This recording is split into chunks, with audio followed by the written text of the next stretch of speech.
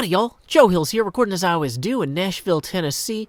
And look at this. We carved this out in episode 110, and it's looking grand. I think it's time for me to land in the space that we have placed a little bit of an architectural layout, just in general, down. What I've come through here and done is, in order to save a bunch of on-camera frustration, I went through and I gridded all this out on graph paper in my free time, my precious, precious free time, and basically, because the Dungeons & Dragons map for this, which is the Hermitage from Greg A Vaughn's Tamarat's Fate module, originally published in 2004 for Dragon magazine, and now recently republished as Chapter 7 of the Ghosts of Saltmarsh book. Sorry, that's a mouthful, but I gotta say it. Gotta give credit where credit's due. If somebody makes something so awesome it inspires you, let people know. I didn't come up with this. It's a brilliant hermitage. The concept Mr. Vaughan came up with was that this was an abandoned fort that was converted by monks into like a vacation refuge where people could go and commune with nature. And so basically we've got the old fort walls here. We've got these two strategically valuable hills on either side. Now, when I started mining all this out, I didn't exactly know how far I needed to mine out some of the hills. I'm realizing, like, this over here, let's say that we came in here. You know, this is room 4, the main entry. And then you're in room 7, the scullery. And then you come this way, and you're in room 8, the dining hall. Well, the dining hall here, this is supposed to be like a fireplace down here, which I don't have a good way to light that on fire right now. So we'll just put that there. But yeah, core concept, that's the fireplace. The fireplace isn't supposed to go directly into the hill. I underestimated how far I needed to go there by, let me look at my map here, at least 6 or 7 more blocks. So I need to mine into this hill 7 or so blocks at least, as well as flatten out some of this. This library, also hill adjacent, not in the hill. It's near the hill, you know? This part here, this is all backyard. This is easy. We can do whatever we want with this stuff. I'm mining it out anyway because I like the noises. It's fun. Don't have to do it. Shouldn't waste my pick, but I can. Anyway, so this big room back here, this is going to be where the hermit's cells are, which is, I don't know if you've ever stayed in a hotel, but they usually give you your own room. Well, in this wonderful converted fort, you get to sleep in a gigantic barracks that's been converted into a place for monks to sleep. But you know what? That's the experience you're paying for when you come to a monastery in the middle of nowhere on an island. So, you know, you'd be disappointed if you got a comfortable room. Let's see. Over on this side here, we've got an old tower that's a lighthouse type thing, and I was kind of laying that out, also ran into the hill. So it seems that I need to come in at least another 5 blocks here. Like, there's some work to be done on the overall terrain shaping that I'm going to continue before we start building up the walls. Also, this is a multi-story structure that is going to ultimately have like 4 stories, at least including the lighthouse. Main building is going to be 2 stories tall, and then I need to go ahead and plant a garden around out here. Now, this beacon isn't exactly optimal for garden and path placement. I'm going to have to rip it down, but realistically, I don't want to do that until I kind of chew out part of this mountain and chew out part of this mountain. So I may as well go do that now. Time skip! Well, check that out. I've gone ahead and laid in the entire first floor of all this, as well as digging out a little bit more back here. Oh no, this tree is clearly in the way. You know what we say to trees? Not today. I'm here to play. No, wait, I'm here to work. Wait, am I here to work? Is it berserk to make this my work? Would I be a jerk if I simply lurked?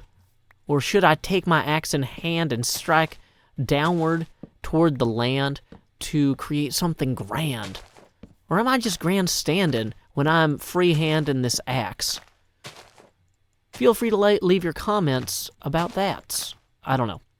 I don't write most of these rhymes in advance, as you can tell. So, what we're going to kind of do is to continue to clear all this out. I've managed to kind of sort out here. Oh, this is actually the perfect place to stand for this. Boom, there we go. We've got that whole tower in over there now, or at least the whole base of it. We've got the first floor scullery here, which then leads into the hermit cells, which is like the barracks of the fortress that's been converted to where the monks sleep and the visitors sleep.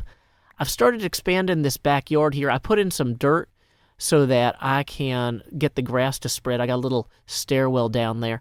Although this whole backyard here actually needs to expand out further. And in terms of further expansion, whoa, another thing I've realized is I need to start taking some of that stone and building this shelf out here. Because for the map to actually be playable, there's supposed to be a pretty significantly larger beach in front of and behind the building.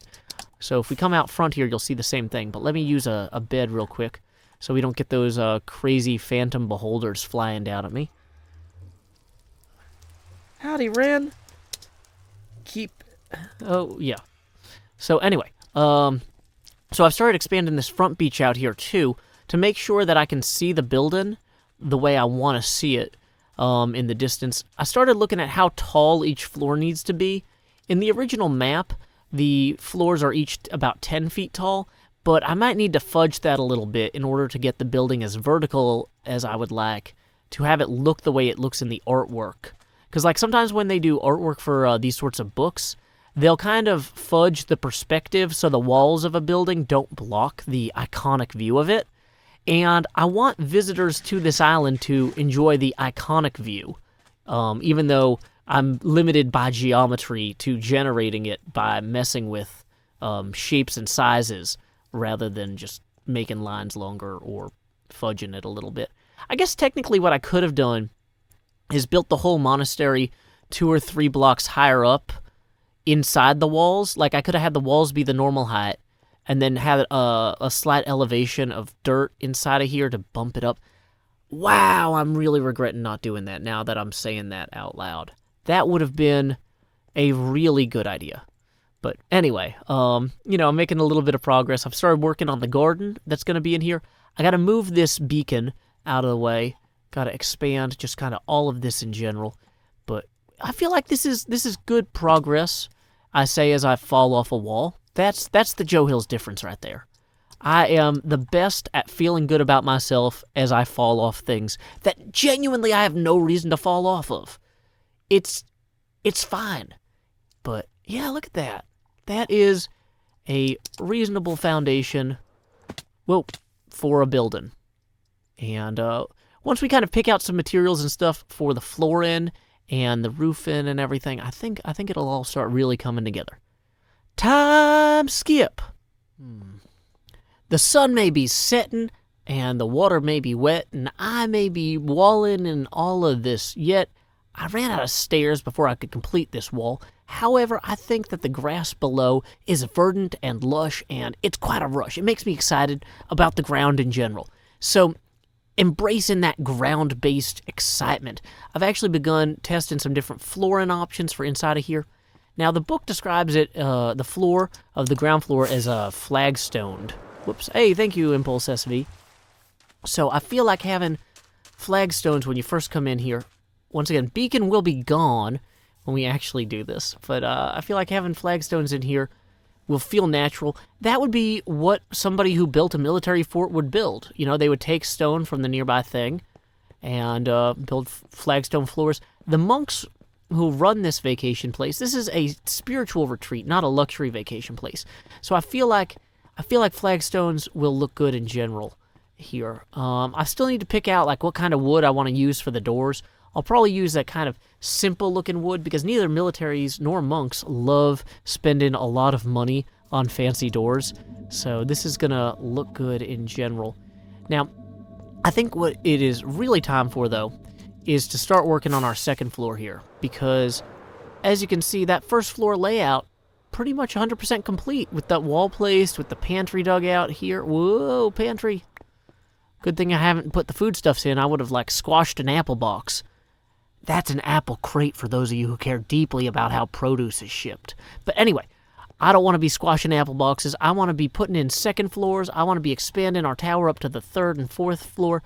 Once I figure out exactly how tall that is, we're going to do that. Can't even see the tower from indoors right now, which I guess technically when I add a roof, you're not going to be able to see the tower from indoors either. But, yeah, our circular tower structure there, that's supposed to be about 4 stories high. So, I need to get to it. Time skip. through the clouds, down we go. Check this out. It's pretty whoa. I think so.